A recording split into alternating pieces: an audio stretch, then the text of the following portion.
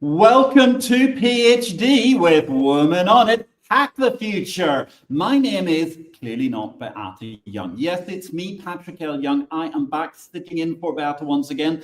The good news, ladies and gentlemen, and thank you all for all the messages of love and affection that you've sent in recent weeks, is that Beata is getting much better. She has been in hospital. She is now out of hospital. She's fully on her way to 100% recovery. She's going to be back in the hot seat come the new year, and therefore you won't have to put up with any more of my mansplaining the attempts to deliver to you in her inimitable style. PhD Positivity Hack Delivered. And today's PhD Positivity Hack Delivered is going to be delivered by our scintillating guest, Cher Anderton. The topic is, could it be better? Which is itself the title of a best-selling book by none other than our guest today. So episode 164 starts here. Let me remind you, ladies and gentlemen, this is a grassroots community that focuses on women on IT, an inclusive forum of women in technology, startups, and female leaders who are supported by men as well. Ergo, example one.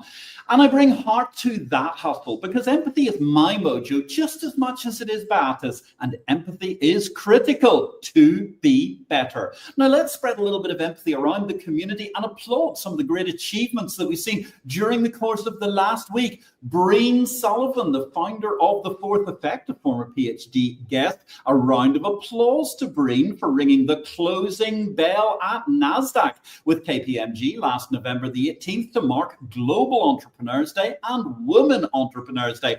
Always great to see women involved in the wonders of campanology at NASDAQ and the New York Stock Exchange, amongst other great bourses in the world. Meanwhile, another fabulous former PhD guest, Claudia Borge. Huge congratulations. I'm so excited. Claudia has become an associate professor at the University of Malta. Claudia, your dedication to your students, your colleagues, the academic community shines brightly right around the world. This achievement is a testament to your hard work, perseverance, and passion. Here's to many more milestones and the continued impact you'll make in education and beyond. Meanwhile, yet another PhD guest hitting the headlines. Fabulous to hear. Madonna Wambua, another incredible achievement by Madonna. Delighted, thrilled to celebrate your admission to the Executive MBA Metro New York program at Cornell University, complete with and entirely justified, a merit-based scholarship. We wish you all the best as you embark on this new chapter, Madonna. Well done. Now, ladies and gentlemen, let's get back to the thrilling topic at hand today. Could it be better? Have you ever wondered how embracing discomfort could become your greatest superpower? Well, you're in the right place because you're going to join our fabulous guest, Cher Anderton, a self-described history buff, mum of four, and discomfort seeker. Now, there's an interesting trilogy of things for you. So, discovering the secrets behind Could It Be Better? We've got to start, Cher, with an obvious question. Welcome to the show. Where in the world are you today? Hi, Patrick. I'm in Phoenix, Arizona. Yeah.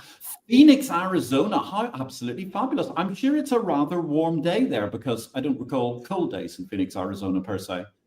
It can get a little chilly. It's all relative, in the winter, it'll drop 50 degrees from where it was in the summer. So we definitely feel that, but it is going to be about the mid 70s today and perfectly sunny. So we'll take it.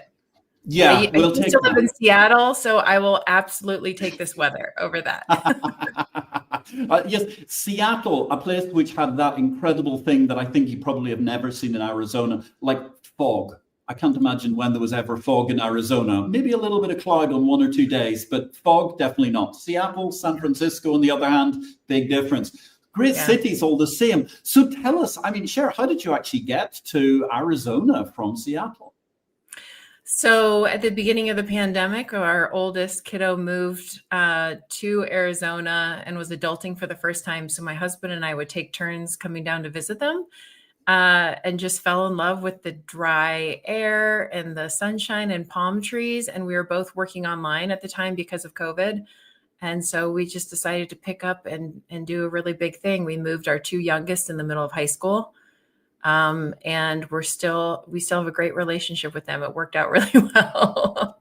They resisted at first, but it's all been good for our entire family. It's been a really lovely change for us. So Yeah. Well, that's a remarkable achievement to manage to bring teenagers with you and they actually agree with something the adults have done. I really applaud you on that front. Certainly, it makes it all the more interesting to talk to you today. So, I mean, you're a mom of 4, as I believe we discussed at the start. If you don't mind my asking, what's the age range then of your children? So the age range is 18 to 24. We have 3 biological kiddos, 1 adopted. We had a 5-year gap between our second and third kid. So that kiddo just slid right in that gap. He was about 8 years old when we adopted him from foster care. So it's a very tight span, but it wasn't for babies necessarily because we adopted an older kiddo. You adopted an older kiddo, but nonetheless dealing with 4 teenagers, and I'm sure the financial and time constraints must be quite challenging given the amount of work that you and your husband also achieve. Yeah, absolutely. We'd be much richer without kids financially, but life is really rich with them. It's a great decision to have a family like this. We love it.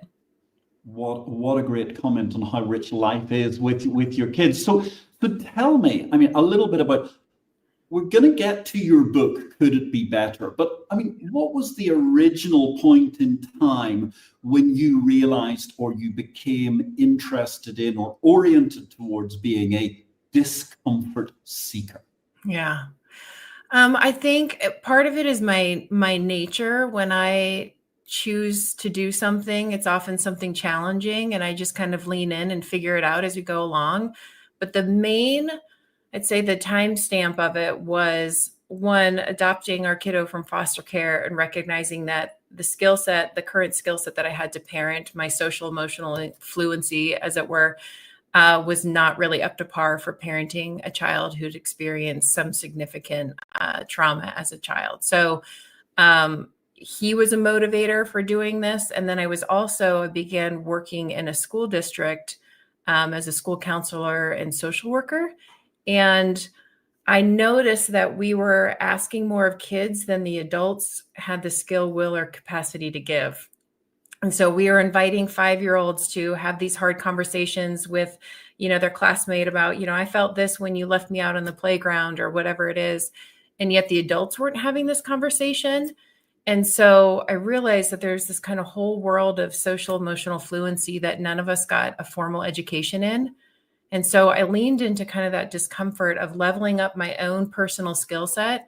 At the same time, that was really benefiting my, therapy clients and the educators that I worked with in a consulting kind of fashion. And so that was this kind of culmination and motivator for me to shift my attention and focus on, that discomfort of recognizing I don't have it all and I need to do more and could it be better?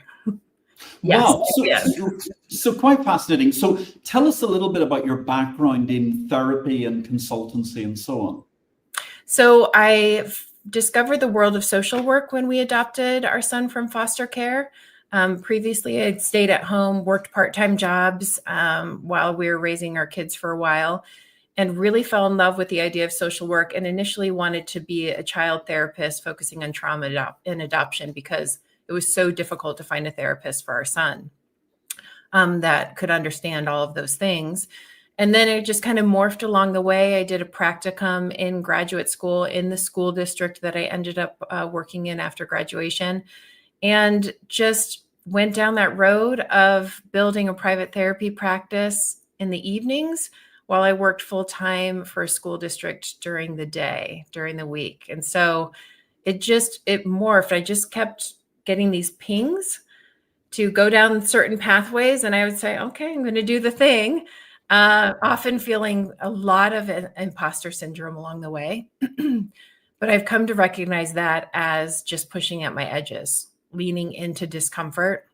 And so I embrace it because I know on the other side of that, my comfort zone gets bigger and bigger and bigger.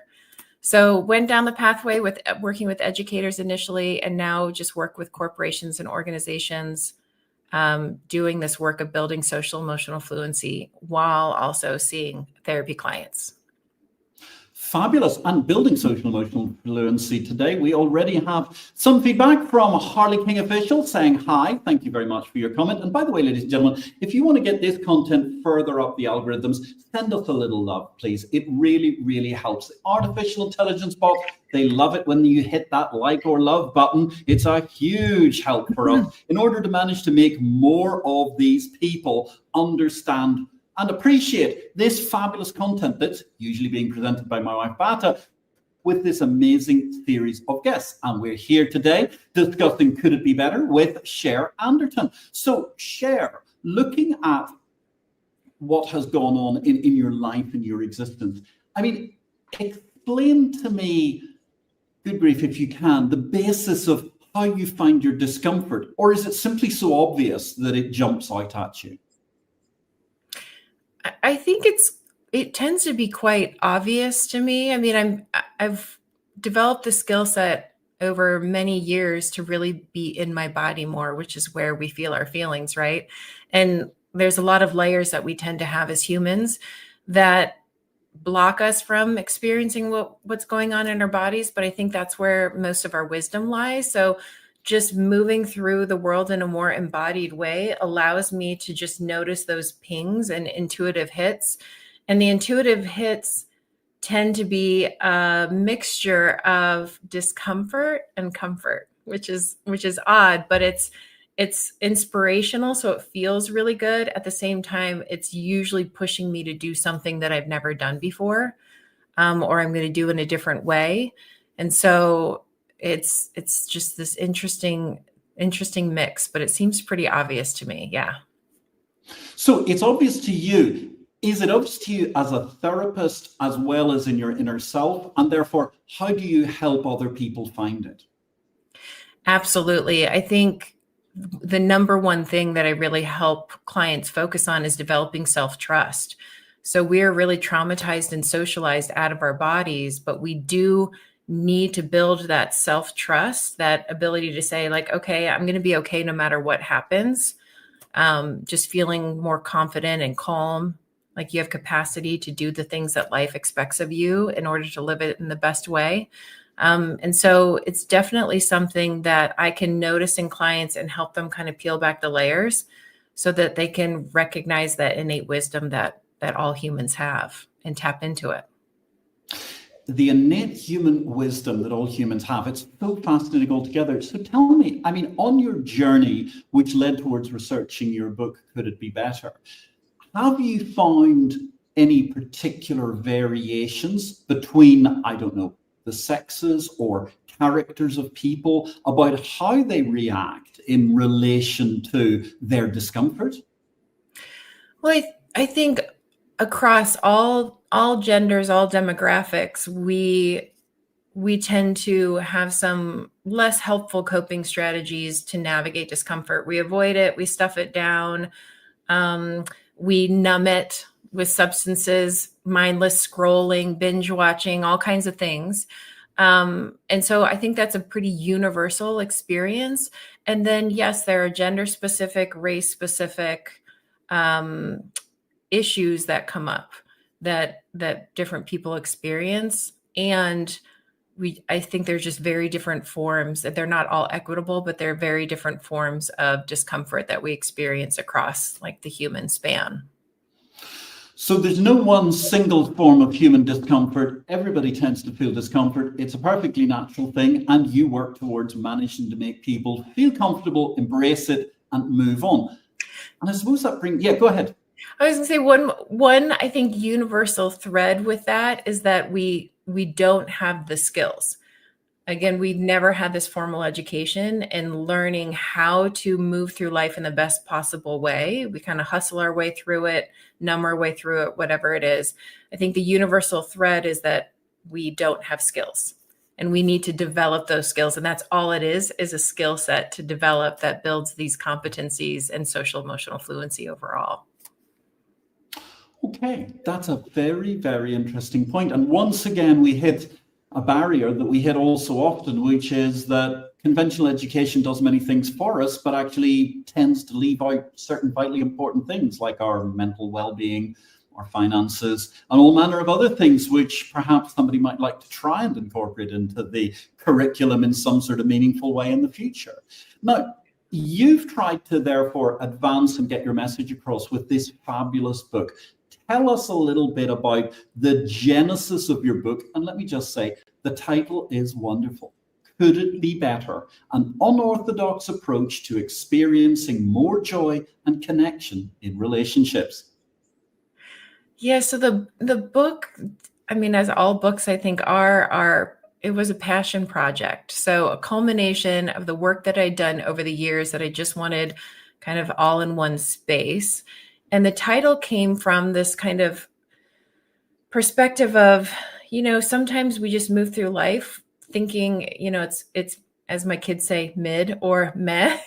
And anything can be better, and not in that hustling mentality, like I'm never satisfied, I'm never fulfilled, but just a curiosity, like, I wonder what could be better about this. I wonder what is different and better. It's one of the things I encourage clients to pay attention to. Every session we'll open up with, hey, how are you showing up? And what victories do you have to celebrate? Which is their cue to notice what feels different and better. They're putting all this intentional work into therapy and doing all that work in between to build their self-awareness and self-management. And we want to notice those little things that are different and better along the way, because it gives our brains new instructions of what to pay attention to and what to get more of. And so I love the concept of curiosity. And so I knew that the title had to be a question that really invited people into a new space. It's meant to be a self-help book for people who don't typically pick up self-help. They find that kind of work too academic, too high level, too kind of abstract. This book is all tangible, really doable strategies and mindsets to pay attention to and develop in order to be more well in all different contexts, work, home, all kinds of things. So, I mean, it's a contextual book for absolutely everything, but that's a very, very intriguing pointer you make, because it's not about striving to improve and essentially self-flagellate or whatever, but trying to think holistically how things could be improved. Now, that's a very, very interesting nuance. Yeah, and I think it's a journey that I've been on. Pretty much everything that I put out there in the world is something that I've also experienced personally. And I did used to hustle. I did used to have this kind of perfectionist mindset, felt like my house had to be perfect. My appearance had to be perfect. Everything that I was saying and doing, I did come from that space a while ago, very type A kind of personality. And I've shifted to this kind of softer, more simple approach.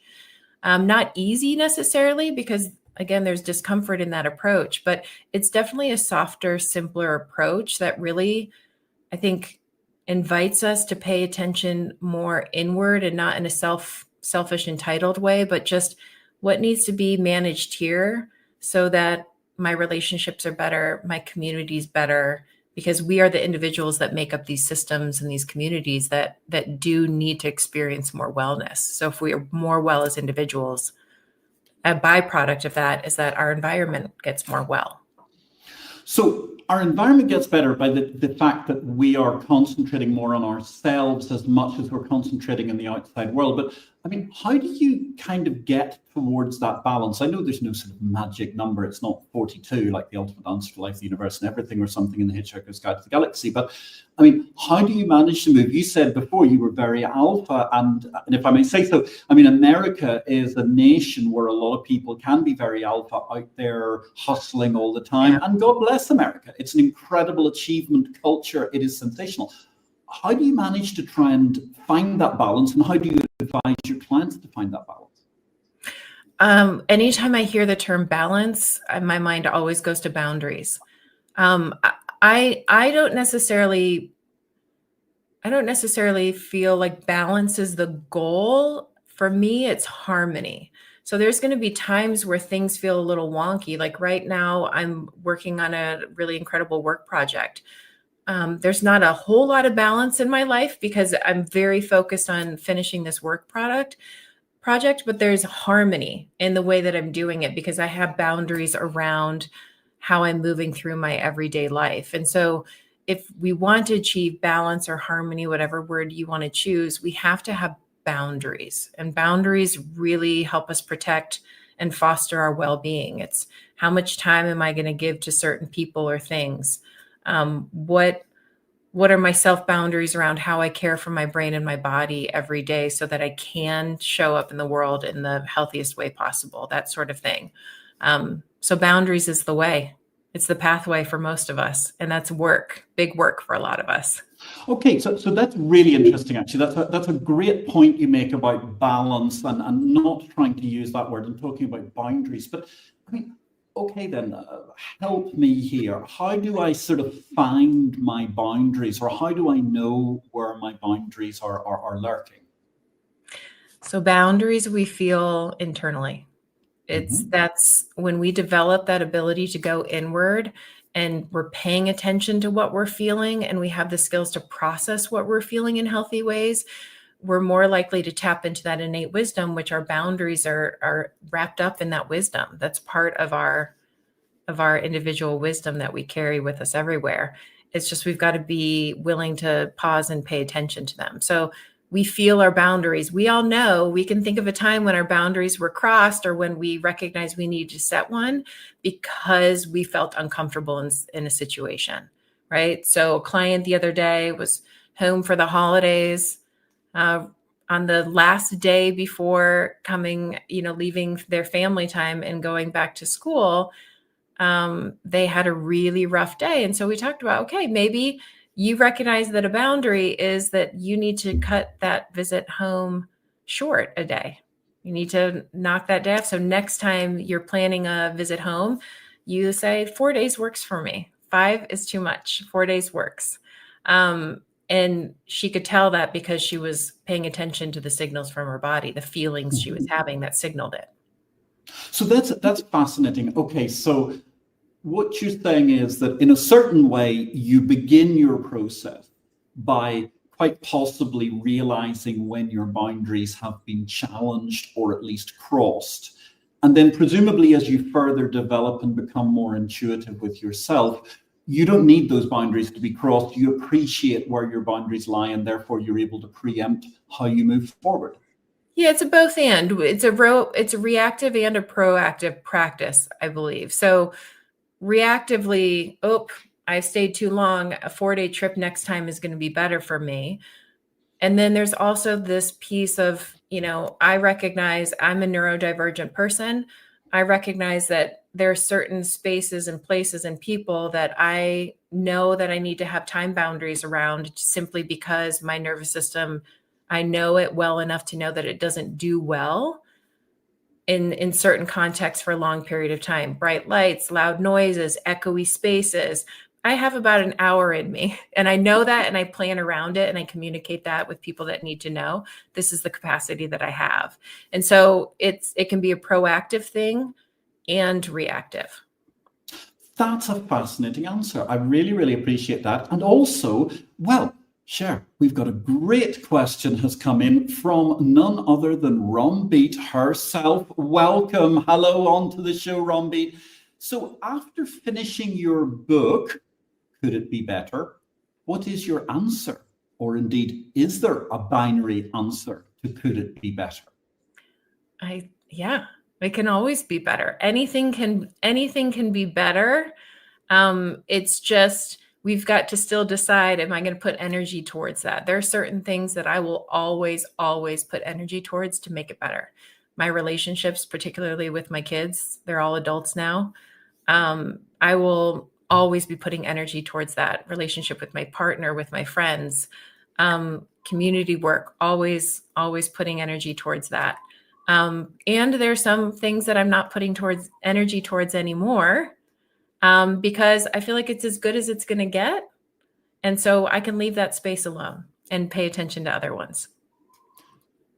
A very, very interesting answer. Thank you very much for that question, Rombeat. I hope that was of suitable interest. Feel free to ask another if you'd like to during the course of the show. So, Cher, we're sitting here, we're talking about Could It Be Better, your fantastic book, and it's an unorthodox approach to experiencing more joy and connection relationships.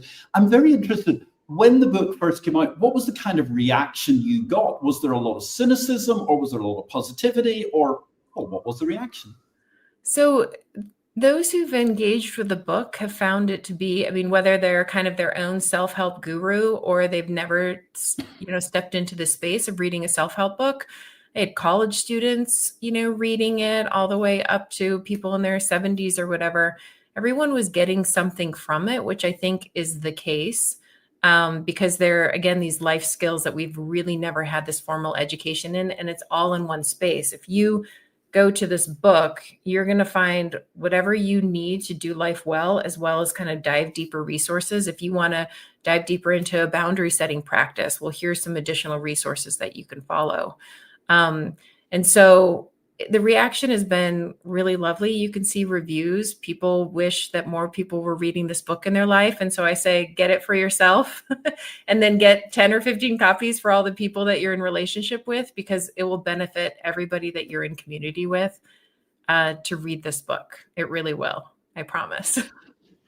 Well, what could be better than that sort of endorsement from the author? Very interesting that you're mentioning the fact that such a widespread of ages and types of people. I mean, you're saying all the way from students through to people in their 70s and beyond. I mean, that's pretty much all human adult life then you're dealing with. Yeah. Yeah. And people in their 70s, they never had this education. I never had it. I had to lean into it on my own. And I just want to make it as accessible as possible to everyone. And so I'm also, the big work project is creating a course around the book that will just be an app form. And so super accessible, super affordable. I just want more humans to engage with this work because the world needs more humans to be well, particularly in relationship with each other. There's a lot of hurt and harm being caused in community with other people, in relationship with people. And so that can always be better.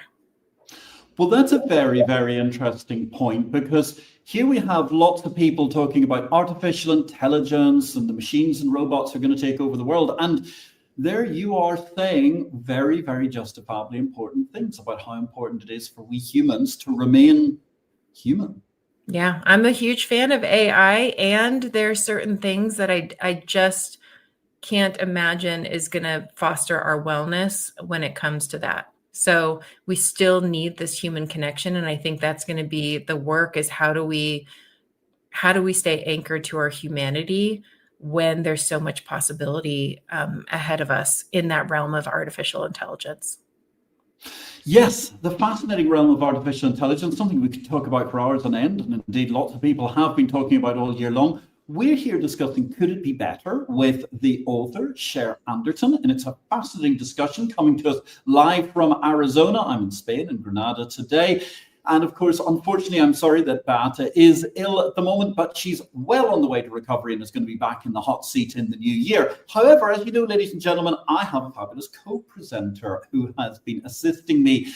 And I'm delighted to welcome Jamil Navarosa, and she's going to come back in and take the conversation forward. I look forward to seeing you just before the end of the show, and I'm looking forward to a further electrifying discussion about Could It Be Better with the fabulous Cher Anderton. Jamil, over to you. Thank you so much, Patrick. And I just want to share an incredible quote by Eleanor Roosevelt. When you give joy to other people, you get more joy in return. You should give a good thought to the happiness that you can give. Now it's time for our usual questions for our incredible PhD guest, Cher Anderton. Hello, Chair. Hi, What Jamil. advice would you give to females to help their career or start an entrepreneurial journey? I think entrepreneurship really invites us to develop our skill set. So it brings up a lot of our own personal stuff, even because there's so many obstacles that you're navigating as an entrepreneur. So the advice I would give is to really embrace that, embrace the invitations. We can call them triggers, we can call them activation, but they really are invitations to heal and grow. And so use this entrepreneurship journey as a way to not only develop yourself professionally, but also personally as well, because that's a really neat thing about doing this kind of work. So Be curious about what you need to heal and grow, and lean into that work, and kind of get some resources around helping you do that. That's amazing. And don't shy away from challenges. Mm-hmm. Lean into them and watch your potential soar. What are the top three soft skills all career-driven females, in your opinion, should have? I think the number one thing is curiosity.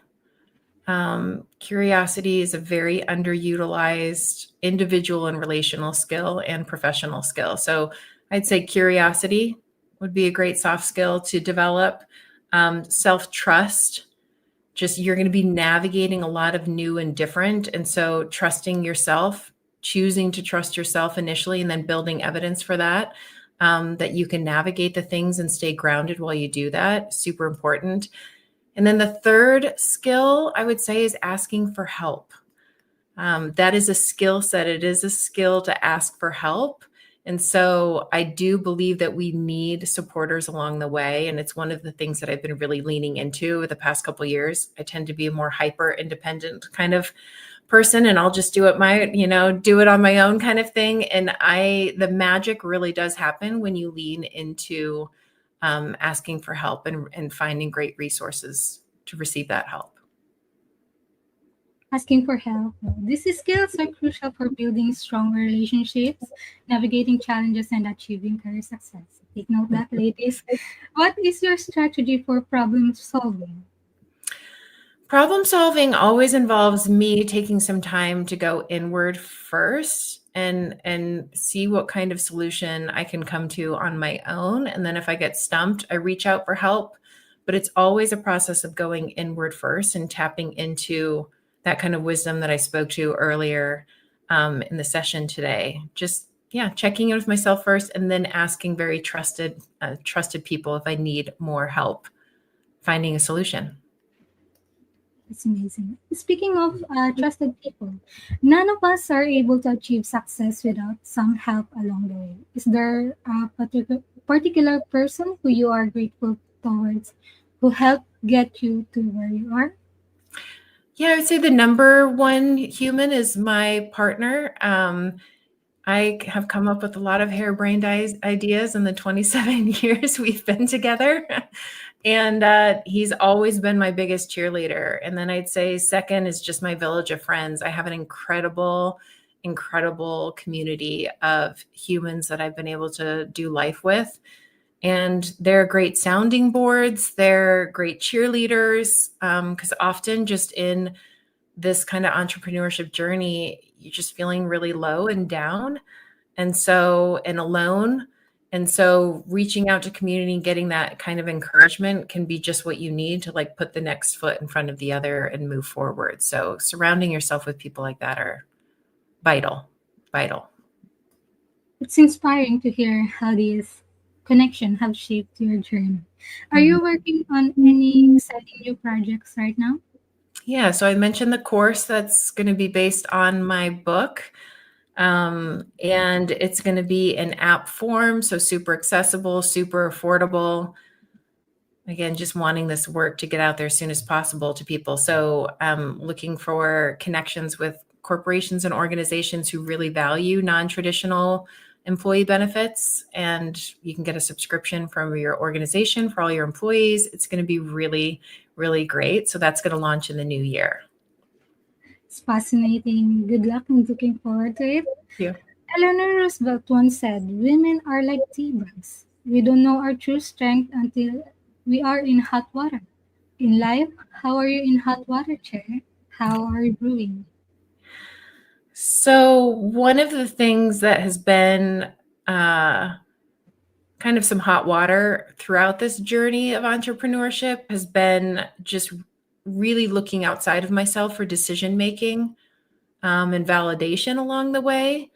And the shift to more kind of an internal embodied way to move through life. So again, embodied just means I'm in my body more often and tapping into that wisdom there more often. And so first going inward, learning to go inward helps me navigate challenges so much better now, just in a much more calm and connected way. And so that is one of the biggest things I've overcome, is moving from like external validation to more internal, and then again seeking that additional support if I need it. But oftentimes I come to the conclusions and navigate the challenges on my own just fine, because I've got that internal landscape and toolkit to lean into. Embodiment and navigation is powerful analogy. Thank you for sharing. What is the number one book you can sit and think, oh, I wish I read before I started my career? So I have two that I want to speak to. One is You're the One You've Been Waiting For. It's by Richard Schwartz. Something I wish I'd known when I began my entrepreneurship journey, and just even through grad school, really my whole life, I would have loved to have known this. But just that we have this really beautiful internal landscape. It's a therapeutic modality, but coaches, anybody can get trained in it. It's called Internal Family Systems.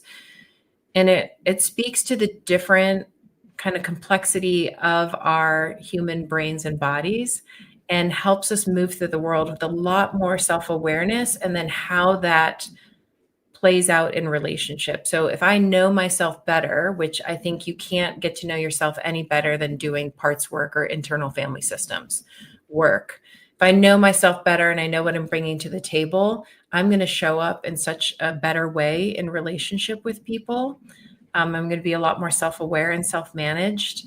And so that one book, I think, is a huge game changer. And then I just picked up a new one called Hidden Messages in Water.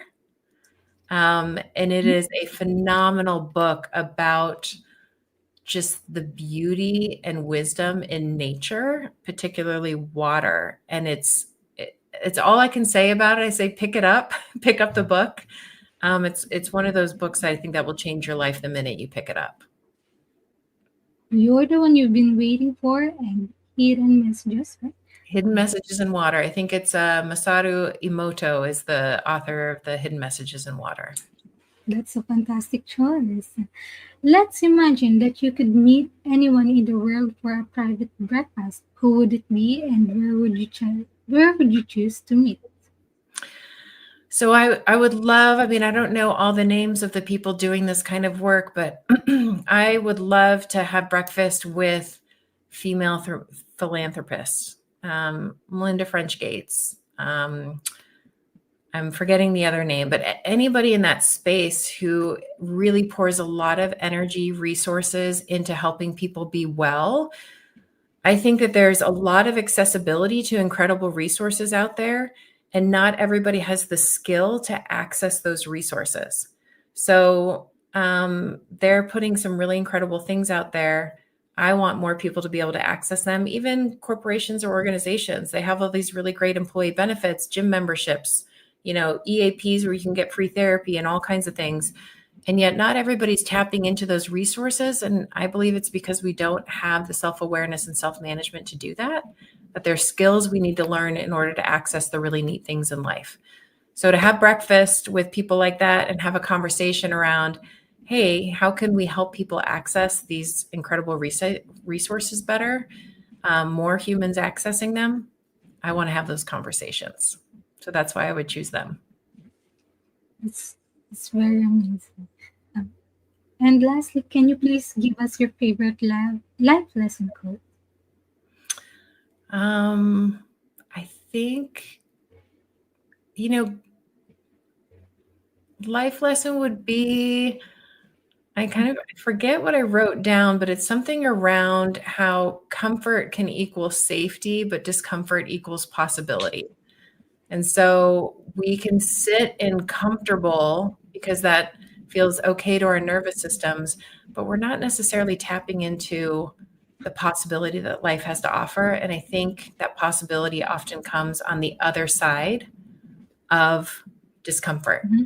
So leaning into that creates a bigger, richer, more incredible life. And so that would be my life quote. If I could put that on a billboard, that's what I would put. That's a great quote, Cher, and it really highlights your message. When we accept that life is unpredictable, we can find exciting chances to improve ourselves and our lives. So sharing your wisdom to us. And let us welcome with Patrick. And And thank you very, very much. And I must say that was a most inspiring quotation altogether, Cher. Anchoring to certainty equals comfort and a false sense of safety. Leaning into uncertainty equals the most possibility for healing, growth, and connection. Inspiring stuff, Cher. I think that's quite wonderful. Did you produce your quotation yourself as a life lesson quote? I did. Wonderful. Came up with that on my own. There's a lot of other really great quotes to lean into, and I like putting that kind of thing out there. So I think that's absolutely marvelous altogether, and it's really interesting you talking about wanting to meet these wondrous women of philanthropy, such as Melinda French Gates rather, and Mackenzie Scott, I think, is one of the other major female philanthropists. And so tell us a little bit about your venue you'd like to meet in. You'd like to meet them at Norma's in Palm Springs. It's one of my favorite spots. So there's a Norma's in New York City, which is the first introduction to that restaurant when I used to live on the East Coast. And then the Norma's in Palm Springs, it's at the Parker Palms Resort and Hotel. And it's just such a vibe. It's sunny. There's birds chirping. It's great people watching. The food is incredible. I'm gluten-free. So they have some great gluten-free options. And Palm Springs is just a vibe. So that's where we would meet and discuss really important life things. Sounds like a fabulous idea, and you can do a little people watching on the way through. And so give me an idea, roughly where is that restaurant, Palm Springs, from where you live? So it's about 4.5 hours, not too far away. Wow. I can drive there. I love your concept of American Arizona scale. It's not too far away. It's about 4.5 hours. I mean, good grief. In Europe, that could get you through 3 countries if you're going in the right part of Europe. It's incredible. I know. Out west, that's the same on the East Coast, I think. You can get into a bunch of different states in 4 hours. Yeah. But out west, not so much. I'm looking at 4 to 6 hours, I can be in a different state. That's a bit long. Driving. That's a bit long. Yeah. Yeah, it's quite an achievement altogether. And I suppose, that's quite incredible because it brings us neatly then. Jamil, doing her fabulous work, had invited me to offer the second quotation of the day, which is a wonderful line from Vernon Saunders Law. Experience is a hard teacher because she gives the test first, the lesson afterward. It sounds a little bit to me like some of the attempts to find boundaries that we've been talking about earlier on. I mean, in the very earliest stages, you pretty much have to get your boundaries crossed by the sound of it in order to evaluate where you're going in terms of could life be better, could it be better, before you get the ability to really understand where those tests are coming from. I love that quote. I do. I love that quote. The discomfort does come often first. Yeah, the choice. That's beautiful. Well, Cher, look, thank you so much for sharing your insights and experiences with us today. We're absolutely excited by your work. We love your book. It's just superb altogether. Once again, ladies and gentlemen, this is Cher Anderton. Her book is an absolutely marvelous tome on thinking and indeed improving and experiencing more joy and connection in relationships. Could it be better? It's been absolutely a dream to chat to you today. Thank you so much for inspiring our audience. Thank you very much to those who've contributed today, which I know Jamil will be thanking in a minute. I want to say, well, we're all leaving here much more inspired and ready to make our own positive impact. And that's going to be it from episode number 164 of the PhD live stream. Thanks to our guest, Cher Anderton. Do remember, ladies and gentlemen, to stay updated and ensure you never miss a Positivity Hack delivered. Follow Women on It and turn on notifications to be alerted once a video has been released. Next week, we've got a practical guide to overcoming loneliness at any age with the inspiring Ricky Turovsky. That's going to be our episode number, PhD 165. But now it only remains for us to return to the acknowledgements of today. And I want to say thank you very, very much to Rombeat for her question. Thank you very, very much also to, I do believe we had a wonderful Harley King official saying hi earlier in the show. Thank you to those of us who left us your love today. And the last word, because I cannot mansplain throughout this show, ladies and gentlemen, when I'm surrounded by such incredible women as Cher Anderton and Jamil Navarroza. Jamil, over to you to close the show. As always, our positivity quote comes from positive thinking only and goes look for something positive in each day. Even if some days you have to look a little harder. If you don't like something, change it. If you can't change it, change your attitude, as Maya Angelou says. Today is your day to hack the future, hack the positivity we want. Thank you.